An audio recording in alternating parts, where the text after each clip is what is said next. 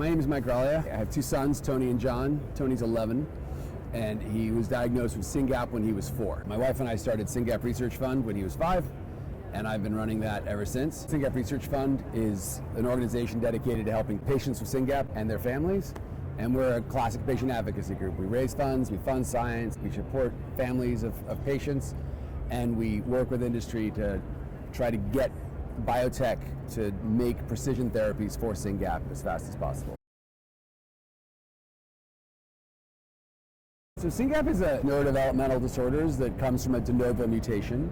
De novo means there was a typo when sperm met egg. One of the copies of the gene is mutated, so it's a haploinsufficiency, and as a result the child has disease, right? And that's important to say at the top because people often confuse hereditary and genetic. So this is a genetic disease it affects the genes, but it's not hereditary. It didn't come down from anyone. Children who have this disease, 0 to 2, they're a little slow and delayed. Right around 2, they start having absent seizures, and absent seizures are essentially invisible seizures that are in the head. And then as they get older, everything gets tougher. The intellectual delay gets worse, behaviors turn into profound autism, their sleep falls away, they have GI issues. So it's not life-limiting. These kids live a long time. Our oldest patient is, I think, 69. But they're really hard and challenging. They have refractory epilepsy. Those absent seizures turn into drop and convulsive seizures later in life. My son is on a fistful of drugs 3 times a day, and many of our patients are. It's just to treat the behaviors, the seizures, the sleep, the GI, and that would be a standard SYNGAPian. Some of them have other complications.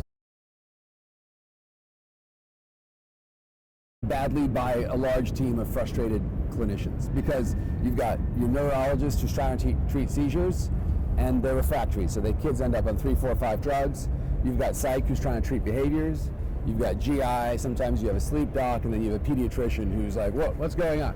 You know, and parents who are somehow supposed to quarterback all this. And we are in desperate need of precision therapies for these kids because the existing treatment is just a whole lot of occasionally coordinated care from doctors who aren't used to seeing kids this complicated.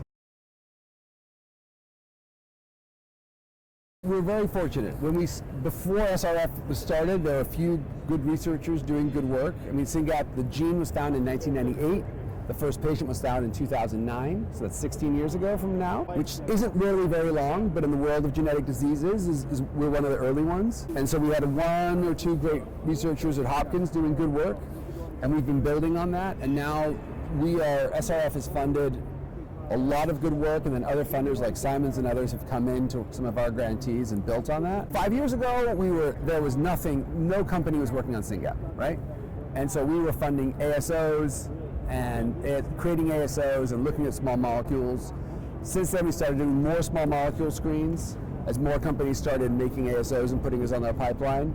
And now we actually, there's a few companies who are actually developing ASOs and think they could be able to go into patients in 1 or 2 years, with a lot of caveats, but it's possible. And so now we're really focusing on clinical trial readiness, right? When you're taking a clinical trial naive population, never trialed a drug before, and you're bringing a novel therapy to them, there's a lot of questions, both for the patients and for the regulators. So we're really working to get our population ready for clinical trials in the hopes that one comes soon.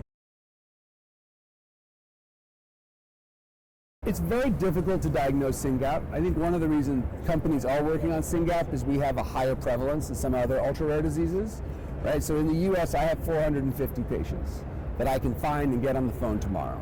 So that has given comfort to our industry partners that A, we could fill early trials, and B, there's a lot more patients out there. Because it's really hard to diagnose these patients. Again, 0 to 2, they're a little slow, no one's bothered. And then it becomes absent seizures, and absent seizures are invisible seizures.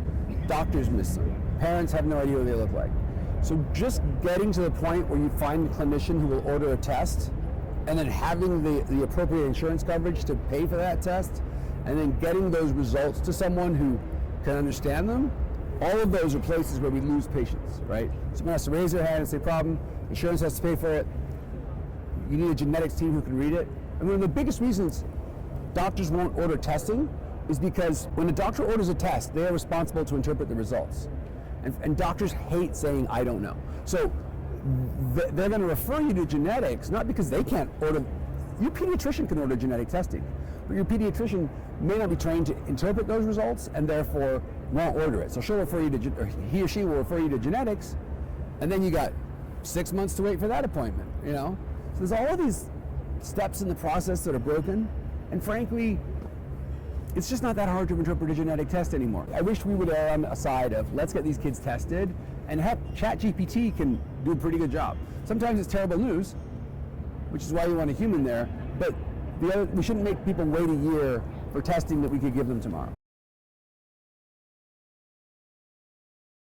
I mean, nowadays there's panels and there's the whole exome.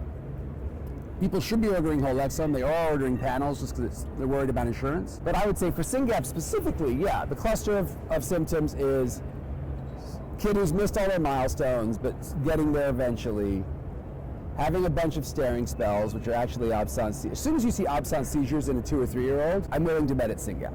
I won't always be right, but some of the time I will. When you get older, when your parent is like, I think my kid has autism, they're not quite like the other kids, but they're so challenging and they're not sleeping. Staring spells, not sleeping, increasingly challenging behaviors, that's a SynGAP. And then if you have a child who's got food issues, any food aversion, that's also one of ours. But honestly, if you're starting to see those symptoms, you don't have to say, I think it's SynGAP. You just have to say, it could be genetic, and then just order exome. And whether it's SynGAP or KCNT1 or SCN2A or any of these diseases, we can help that child find their population. And I think that's an important point about testing for the parents. Is some parents say, or some doctors even say, why would I get testing? You know, there's no treatments out there. First of all, we're working like crazy on treatments. Second of all, you go from a parent who's like, what is going on with this child? I have no idea what to do next, to a parent who's connected to hundreds of other parents with that same kid, and they can help each other. They can give each other advice. The doctors don't know. Like, the doctors are good at this medical problem, let's solve it. But unless that doctor happens to be an expert in your child's disease, it's unreasonable to presume they understand like how they're going to fix this child who is undiagnosed. Whereas once you're diagnosed, you can get into a population of parents, and we can tell you everything from how to get them to sleep, to which supplements work, to which drugs work, which drugs don't work, which drugs to combine, which drugs not to combine. You know, we've lived through all of this. I'm always advocating for people to do testing and help people find a diagnosis, even if there might not immediately be a therapy for what disease they think it is. I'm on a panel today for identifying indications for rare diseases and what it takes, because the companies that have a drug or have a therapeutic approach need to pick indications to work on. So we're going to be talking about what that process looks like.